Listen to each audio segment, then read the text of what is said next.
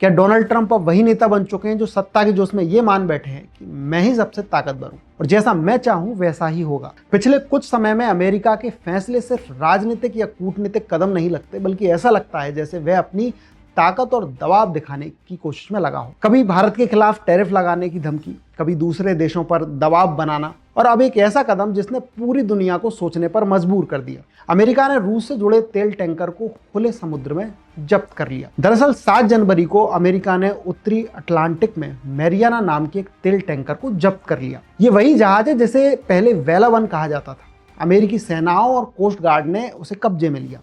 America का कहना है कि ये जहाज संयुक्त राज्य के प्रतिबंध का उल्लंघन कर रहा था। ये तेल टैंकर बेला 1 नाम से 2024 में अमेरिकी प्रतिबंधों की सूची में डाला गया था। ये जहाज कई देशों से जुड़ी शैडो फ्लीट का हिस्सा माना जाता है। ऐसे जहाज जो वेनेजुएला, रूस, ईरान जैसे देशों की प्रतिबंधित तेल ढुलाई में शामिल थे। जब अमेरिका ने पहले इसे पकड़ने की कोशिश की तब ये कैरेबियन सागर में था। बचने के लिए जहाज ने अपना नाम बदलकर मैरियाना कर लिया और रूसी झंडा लगा लिया और रूस के पोतों के पास जाने की कोशिश की। अमेरिका के अनुसार मैरियाना ने संयुक्त राज्य के प्रतिबंधों का उल्लंघन किया, विशेषकर वेनेजुएला से निकाले गए तेल को ले जाने की कोशिश में, जबकि अमेरिका ने पहले ही तेल के खरीदने बेचने पर रोक लगा रखी है। इसके अलावा इसका नाम और झंडा बदलकर यह अमेरिका की नजरों से बचने की कोशिश कर रहा था।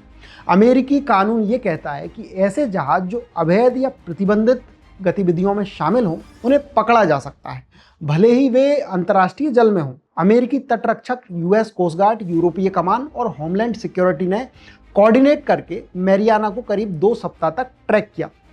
कैरेबियन सागर से लेकर उत्तरी अटलांटिक तक अमेरिका के विमान और नौसेना जहाज़ों की मदद से आखिर में जहाज को आयरलैंड और यूनाइटेड किंगडम के बीच स्थित समुद्र में पकड़ लिया गया।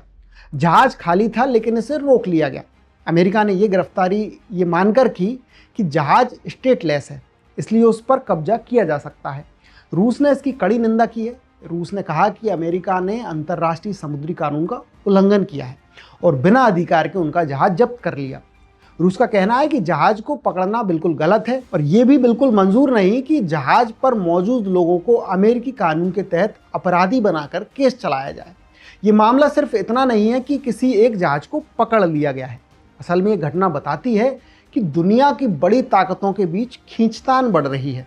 अमेरिका और रूस पहले से ही कई मुद्दों पर आमने सामने हैं। ऐसे में जब अमेरिका किसी जहाज को जब्त करता है और रूस इसका विरोध करता है तो ये साफ संकेत देता है कि दोनों देशों के रिश्तों में तनाव गहराता जा रहा है। इसका असर केवल राजनीति तक सीमित नहीं रहेगा, क्योंकि ये जहाज तेल और ऊर्जा से जुड़ा हुआ था, इसलिए इसका सीधा प्रभाव तेल की सप्लाई, दाम और अंतरराष्ट्रीय व्यापार पर पड़ सकता है। कुल मिलाकर ट्रंप का ये रास्ता अनिश्चितता और तनाव लेकर आगे बढ़ रहा है और दुनिया सिर्फ ये देखने के लिए इंतजार कर रही है कि आगे क्या होता है। अगर आपको हमारा वीडियो अच्छा लगा तो चैनल को सब्सक्राइब कर लीजिए। आगे भी ऐसी ही आसान भाषा में देश और दुनिया की कहानियां और विश्लेषण लाते रहेंगे। धन्यवाद।